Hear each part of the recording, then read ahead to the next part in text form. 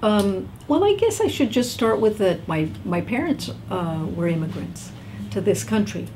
My father came from Chile to study at Bowling Green University in Ohio.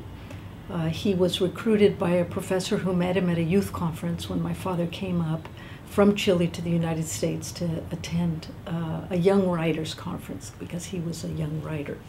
So he was recruited to go to Bowling Green. Then he ended up at UC Berkeley, where he met my mother and our family began. And my mother came from El Salvador to the United States to study medicine. And so her interest was also for educational purposes to come to this country. And she met my father, and they ended up staying here, having 4 children. I'm the youngest of 4. So my experience with immigration was really direct, being the child of immigrants to this country and experiencing, growing up in a family where the immigrant experience was very present and very vital. Many of my parents' friends from the university were also people who were coming to study in the U.S. to find their new lives in the U.S. and that kind of thing.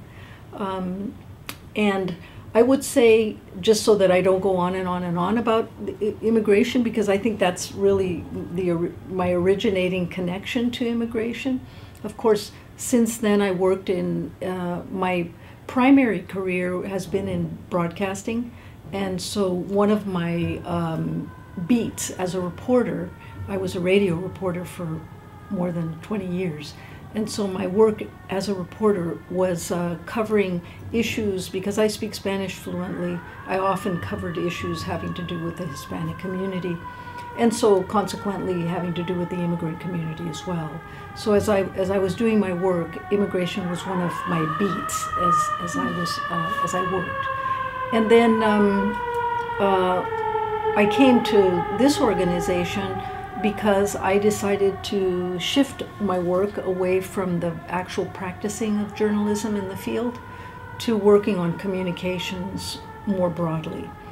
And I did a number of things after leaving my work as a reporter, but eventually I came here to help this organization to develop its communications capacity and its work in the communications field. So my expertise is really rooted in communications, but now around issues having to do with immigrants and immigration to the U.S.